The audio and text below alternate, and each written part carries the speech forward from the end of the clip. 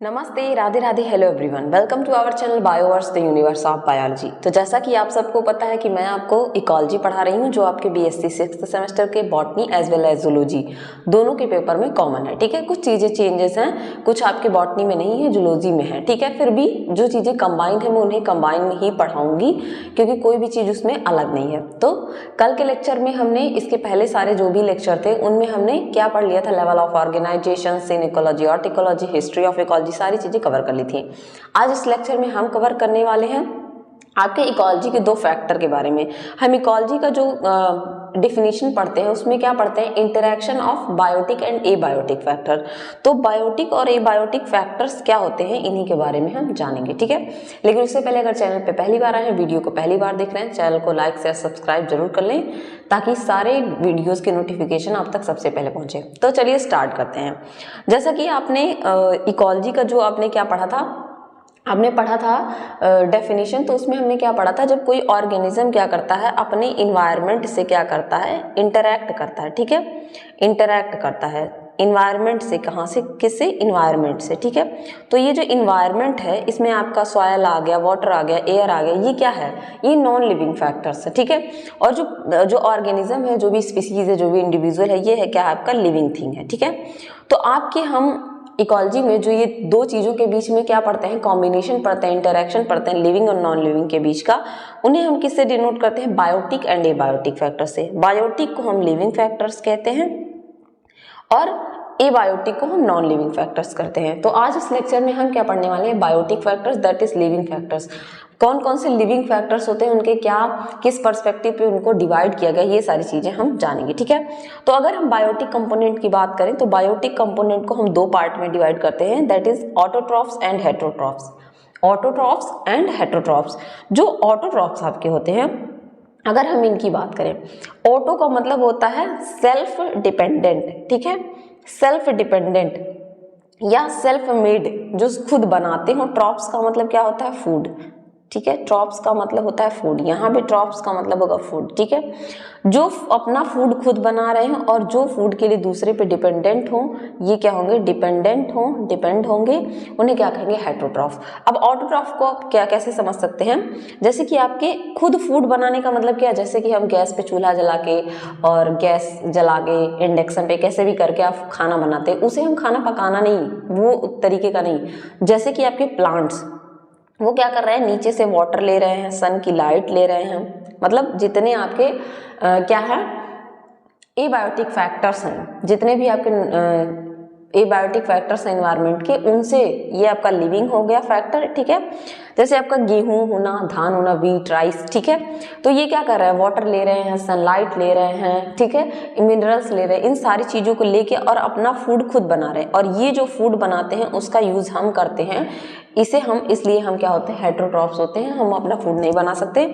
और जो अपना फूड बना सकते हैं वो आपके प्लांट्स होते हैं, कुछ प्रोटोजोआन्स होते हैं, जैसे कि यूग्लिना आपका हो गया, ठीक है, और एल्गी हो गया। ठीक है, ये सारे क्या हैं, ऐसे ऑर्गेनिजम्स हैं जो अपने फूड को सेल्फ प्रिपेयर करते हैं, खुद बनाते हैं। ठीक है, देन ऑटोट्रॉफ की अगर आप डेफिनेशन की बात कर ले तो यहाँ ऑटोट्रॉफ्स का डेफिनेशन दिया गया है, organism which can synthesise their own complex energy rich organic molecules from simple organic molecules. ठीक है, ऐसे ऑर्गेनिज्म, ठीक है, जो अपना फूड, ठीक है, खुद ही बनाएं, खुद ही सिंथेसाइज करें सिंपल इनऑर्गेनिक मॉलिक्यूल से। ठीक है, एक कंपाउंड ऑर्गेनिक मॉलिक्यूल बनाए। ठीक है, जैसे कि सिंपल ऑर्गेनिक मॉलिक्यूल्स में क्या क्या चीजें आती है, आपके वाटर आ गया, मैग्नीशियम लेगा, कैल्शियम लेगा, नाइट्रोजन लेगा, आपका प्लांट की सारी चीजें लेता है। ठीक है, तो ये क्या है, सिंपल इनऑर्गेनिक मॉलिक्यूल्स को लेकर एक एनर्जी रिच और कॉम्प्लेक्स ऑर्गेनिक मॉलिक्यूल का क्या कर रहा है, फॉर्मेशन कर रहा है। एनर्जी रिच का मतलब आप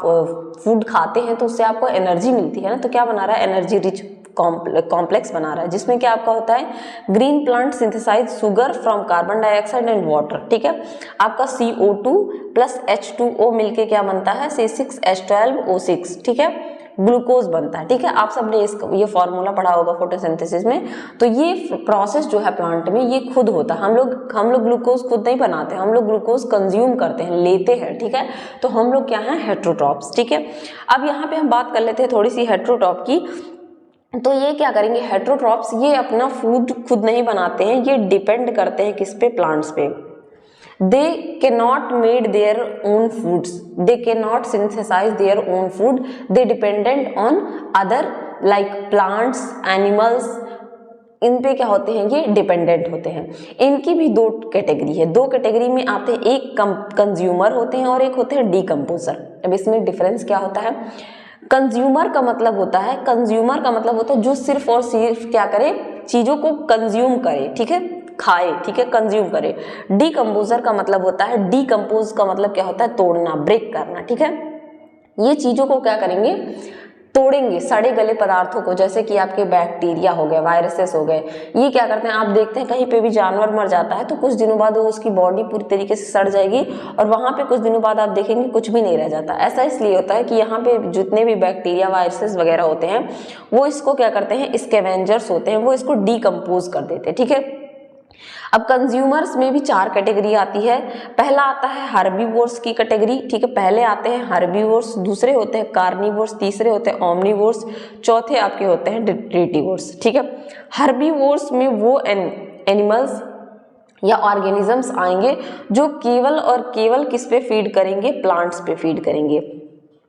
herbivores are includes which only consume on plants, ठीक है, प्लांट्स, इस वजह से उन्हें क्या कहा जाता है, हर्बीवोर्स कहा जाता है। कार्निवोर्स में आपके वो आएंगे एनिमल्स, हर्बीवोर्स में आपके क्या आ जाएंगे, जैसे ग्रॉस हॉपर हो गया, आप इसका एग्जांपल लिख सकते हैं, ग्रॉस हॉपर हो गए, गोट हो गई, काऊ हो गई, बुफेलोज हो गए, ये क्या करते हैं, केवल घास और हरी चीजों को, प्लांट्स को खाते हैं। जिराफ हो गया, ठीक है, ये सारे और सारे किस पे फीड करते हैं, सिर्फ और सिर्फ प्लांट पे। देन आपके कार्निवोर्स आते हैं, तो Carney they only feed on other organism like आपका लॉयन, लॉयन क्या करता है, ये केवल और केवल क्या खाता है, मीट खाता है, मांस खाता है, ठीक है। आपके जितने भी कार्निवोर एनिमल्स हो गए उसमें आपका डॉग भी आ जाएगा, ठीक है, ठीक है, डॉग को आप इसमें मत रखिए। लायंस हो गए आपके, टाइगर्स हो गए, ठीक है, ये सारे कैसे होंगे, कार्निवोर्स। देन थर्ड आता है आपका ओमनिवोर्स, तो ओमनिवोर्स में ऐसे ऑर्गेनिज्म आएंगे जो आपके प्लांट, ठीक है, एज वेल एज जो है आपके डेड जो होंगे, जैसे मीट वगैरह जो हो गया, उस पे दोनों पे फीड करेंगे, ठीक है। और इसका सबसे बेस्ट एग्जांपल है ह्यूमन, ठीक है, ह्यूमंस इसके सबसे अच्छे एग्जाम्पल हैं, क्योंकि हम क्या करते हैं, वेजिटेरियन नॉन वेजिटेरियन दोनों खाते हैं, ठीक है। ये केवल और केवल वेज खाएंगे, ये केवल और केवल नॉन वेज खाएंगे, लेकिन ओमनिवोर्स जो होंगे वो वेज और नॉन वेज दोनों को खाएंगे, ठीक है। देन आपका डिट्रीटिवोर्स आता है, तो डिट्रीटिवोर्स क्या होते हैं, ये हेटरोट्रॉफिक ऑर्गेनिज्म होते हैं जो ईट करते हैं डेड ऑर्गेनिक मैटर को, ठीक है। ये सड़े गले पदार्थों को, डेड जो हो जाते हैं उनको खाते हैं, जैसे कि आपका अर्थवर्म हो गया, वुड लाइस हो गया, ठीक है। तो इसमें ये क्या हो गया आपका और के बायोटिक कंपोनेंट, जिसमें आपको ऑटोट्रॉप्स, हेटरोट्रॉप्स आते हैं, कंज्यूमर, डिकम्पोजर आते हैं, ठीक है। इसके अलावा कुछ और भी चीजें आती हैं, उन टर्म के बारे में पढ़ेंगे, जैसे कि फैगोट्रॉप्स, ठीक है, ये भी क्या होंगे, काइंड ऑफ हेटरोट्रॉफिक ऑर्गेनिज्म है, ठीक है। फैगोट्रॉप्स क्या होते हैं, ये भी हेटरोट्रॉफिक ऑर्गेनिज्म है जो क्या करते हैं, ये इंजेशन करते हैं ऑर्गेनिक मैटर का, न्यूट्रिएंट्स जो होते हैं ये इंजेस्ट करते हैं, ठीक है, इंजेशन करते हैं किसका, ऑर्गेनिक मैटर्स का, ठीक है, जैसे प्रोटोजोआ हो गया, स्पॉन्ज हो गया, स्लाइम मोल्ड्स हो गया। जो तीनों टाइप के आपके क्या होंगे, कंज्यूमर्स होंगे, ये सारे क्या होते हैं, फैगोट्रॉप्स होते हैं, जैसे आपका हार्बीवोर, कार्निवोर, ठीक है, हार्बीवोर, देन कार्निवोर, ठीक है, डिट्रीटिवोर्स, ये सारे क्या होंगे, ये तीनों टाइप्स आपके क्या होते हैं, फैगोट्रॉप्स होते हैं। देन एक टर्म आता है आपका ऑस्मोट्रॉप्स, ऑस्मोट्रॉप भी हेटरोट्रॉप्स होते हैं, ये क्या करते हैं, ये न्यूट्रिएंट्स को अब्जॉर्ब करते हैं, ठीक है, सोल्यूशन के फॉर्म में, जो ऑर्गेनिज्म, जैसे जो चीजें सोल्यूशन के फॉर्म में पाई जाएंगी, लिक्विड फॉर्म में पाई जाएंगी, उनको ये अब्जॉर्ब करने का काम करते हैं। और इसमें क्या आते हैं आपके फंजाई, बैक्टीरिया, प्रोटिस्टा, ये सारी चीजें आती हैं। ऑस्मोट्रॉफी इज आप टेक ऑफ डिजॉल्व चीजें जो होती है, जैसे आपका वाटर में क्या करते हैं आप, वाटर में आप शुगर को या नमक को क्या करते हैं, डिजॉल्व करते हैं, तो डिजॉल्व ऑर्गेनिक मैटर को ये ऑस्मोसिस के थ्रू, ऑस्मोसिस का प्रोसेस, ऑस्मोसिस और डिफ्यूजन का प्रोसेस आप सबने सुना होगा। ऑस्मोसिस क्या होता है, अगेंस्ट द कंसंट्रेशन ग्रेडियंट जो चीजें होती हैं वो क्या होता है आपके ऑस्मोसिस में आता है। इसमें सारे डिकम्पोजर्स आते हैं, ये ऑस्मोट्रॉफी के थ्रू क्या करते हैं फूड को लेते हैं। देन आपके आते हैं पैरासाइट्स। पैरासाइट्स की बात करें, ये हेटेरोट्रॉफिक ऑर्गेनिज्म होते हैं। ये क्या करते हैं किसी लिविंग ऑर्गेनिज्म पे, जैसे कि आपके ऊपर क्या पाए जाते हैं ह्यूमनस पेडिकुलस, जिसे आप जुआ कहते हैं, ठीक है, ह्यूमन लाइस जो आपके बालों में पाए जाते हैं, वो क्या होते हैं काइंड ऑफ पैरासाइट है, जो हमारे हेड से क्या करते हैं, जो हम लोग लिविंग ऑर्गेनिज्म है और लिविंग ऑर्गेनिज्म से क्या करते हैं अपना फूड लेते हैं, तो उन्हें क्या कहते हैं पैरासाइट। देन आते हैं आपके सैप्रोट्रॉप्स, ठीक है। सैप्रोट्रॉप्स की अगर हम बात करें, सैप्रोट्रॉप्स हेटेरोट्रॉफिक ऑर्गेनिज्म है जो अपना फूड कहाँ से लेते हैं, जनरली नॉन लिविंग मटेरियल से। यूजुअली ये डेड एंड डिकेइंग प्लांट्स या एनिमल्स होते हैं, ठीक है, जिनके सॉल्युबल अब्जॉर्ब करते हैं, जिनके ये सॉल्युबल कंपाउंड को, सॉल्युबल ऑर्गेनिक कंपाउंड को ये अब्जॉर्ब करते हैं। सैप्रोट्रॉप्स ये फीड कर रहे हैं किस पे, आपके किसी ऑर्गेनिज्म पे ही, लेकिन वो कैसा होगा, डेड होगा। पैरासाइट क्या थे, वो लिविंग ऑर्गेनिज्म पे फीड कर रहे थे। इसके एग्जांपल हो गए आपके राइजोपस, जैसे फंजाई हैं ये सब, एस्परजिलस, मशरूम, ये कुछ इसके एग्जांपल हैं। ये डिकम्पोजर भी हो सकते हैं। यहाँ पे दो आपको टर्म समझना, एक होता है एडाप्टेशन और दूसरा होता है एक्लीमेटाइजेशन। एडाप्टेशन के बारे में आगे आपको बहुत सारी चीज़ें पढ़नी है कि कैसे लोग अडाप्ट करते हैं, कैसे चीज़ें अडाप्ट करती हैं। तो अडाप्टेशन एंड एक्लीमेटाइजेशन क्या होता है, इसके बारे में थोड़ा सा आप जान लीजिए। अगर हम अडाप्टेशन की बात करें तो इसे हम क्या कहते हैं, it is genetically determined characteristic. Genetically जो कैरेक्टर क्या हो आपके अंदर डिटरमाइन हो जाए, आप उसे अडाप्ट कर लें, जैसे कि मॉर्फोलॉजी, फिजियोलॉजी, लाइक आपका कहीं रहने की वजह से आपका कलर चेंज हो जाए, या आपके अंदर कोई मेटाबॉलिज्म, लाइक आपको तीखी चीज़ें आप ज़्यादा डाइजेस्ट करने लगे, ठीक है, ये सारी चीज़ें। इम्प्रूव करना ability to survive and reproduce in particular environment. किसी इन्वायरमेंट में आपने रहना शुरू किया और धीरे धीरे आपने उस इन्वायरमेंट को अडाप्ट कर लिया, उस इन्वायरमेंट में आप बहुत अच्छे से सर्वाइव कर पा रहे हैं, आपकी रिप्रोडक्शन की पावर वो भी बहुत अच्छी हो गई है, ठीक है। सर्वाइवल बहुत अच्छा हो गया मल्टीपल जनरेशन में, मतलब आपने सर्वाइव किया, आपके बच्चे, फिर उनके बच्चे, सब क्या कर रहे हैं वहाँ सर्वाइव कर रहे हैं लॉन्ग टाइम। ये क्या करता है, एक अच्छा खासा समय लेता है अडाप्ट करने में, आपको कहीं अडाप्ट करने में आपको अच्छा खासा समय लगता है, ठीक है। और ये एक काइंड ऑफ इवोल्यूशन का प्रोसेस है। इस प्रोसेस को हम क्या कहते हैं, जब इतनी सारी चीज़ें आपके साथ हों तो उसे हम कहते हैं अडाप्टेशन। और उसी की जगह पे एक चीज़ और आती है एक्लीमेटाइजेशन। तो अडाप्टेशन और एक्लीमेटाइजेशन में ये अंतर है कि अडाप्टेशन क्या होता है, आपका परमानेंट होता है, ये जेनेटिक के बेसिस पे होता है।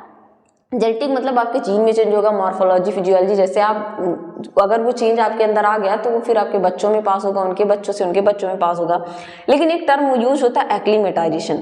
एक्लीमेटाइजेशन काइंड ऑफ एडजस्टमेंट है, ठीक है, एडजस्टमेंट है आपके परफॉर्मेंस या सर्वाइवल को इम्प्रूव करने के लिए किसी इन्वायरमेंटल चेंज में, ठीक है।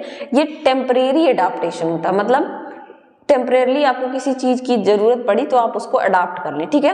ये क्या करता है, it takes day to week for this adaptation. आपको कुछ हफ्ते या कुछ महीने लग सकते हैं। आपके हैबिटेट में कोई चेंज आ गया है तो आप उसकी वजह से, जैसे कि sea fish adjust themself in aquarium. आप सी फिश जो होती हैं, सी फिश कहाँ रहती हैं, समुद्र में रहती हैं, आप उनको ला के घर में एक्वेरियम में रख देते हैं, ठीक है। तो वो क्या कर लेती हैं, अपने आप को एडजस्ट कर लेती हैं, ठीक है। तो ये काइंड ऑफ क्या है, एडजस्टमेंट है। इसकी वजह से उनके जेनेटिकली, उनके मॉर्फोलॉजी में, उनकी चीज़ों में कोई चेंज नहीं आता है, बस वो अपने आप को क्या करती हैं, एडजस्ट कर लेती हैं। या मान लीजिए आप कहीं गए, ठीक है, आप किसी ठंडे प्रदेश में गए, आप गर्म जगह पे रहते, किसी ठंडे जगह पे गए, शिमला वगैरह में गए, ठीक है। वहाँ पे क्या कर लें, आप कुछ दिनों के लिए आप रहने गए तो वहाँ पे क्या कर लगते हैं, आपको 1 हफ्ते 2 हफ्ते लग जाते हैं एडजस्ट करने में वहाँ के टेम्परेचर के हिसाब से। फिर धीरे धीरे क्या करते हैं, आप एडजस्ट कर ले जाते हैं। तो क्या करते हैं, आप 1-2 महीने रहेंगे फिर चले आएंगे, उसे क्या कहते हैं, हम एक्लीमेटाइजेशन कहते हैं। एक समय के लिए आपने उस इन्वायरमेंट को अडाप्ट कर लिया, ठीक है, आपके अंदर कोई चेंज वगैरह नहीं आया, ठीक है। तो इसे हम क्या कहते हैं, एक्लीमेटाइजेशन। तो एक्लीमेटाइजेशन और अडाप्टेशन में यही डिफरेंस होता है। अडाप्टेशन आपका जेनेटिकली डिटरमाइंड होता है, यानी कि जीन के बेसिस पे होगा, मॉर्फोलॉजी, फिजियोलॉजी में चेंज होगा, आपकी एबिलिटी सर्वाइव करने की सारी चीज़ों को बढ़ाएगा, बहुत लंबा समय लेता है। लेकिन एक्लीमेटाइजेशन क्या है, एक शॉर्ट टाइम के लिए आपकी चीज़ों को इम्प्रूव करने के लिए ये होता है, ठीक है। हफ्तों से कुछ वीक लग सकते हैं, टेम्परेरी अडाप्टेशन होता है, ये इनमें क्या होता है, डिफरेंस होता है। ठीक है, आज के लेक्चर में हम बस इतना ही पढ़ेंगे। कल के लेक्चर में हम फिर देखेंगे एबायोटिक फैक्टर्स के बारे में कि एबायोटिक फैक्टर्स क्या होते हैं, उनके बारे में पढ़ेंगे, जिसमें आपका लाइट वगैरह, सॉयल, ये सारी चीजें आती हैं। तो आज के लेक्चर में बस इतना ही, तब तक के लिए पढ़ते रहिए, बढ़ते रहिए। Thank you everyone.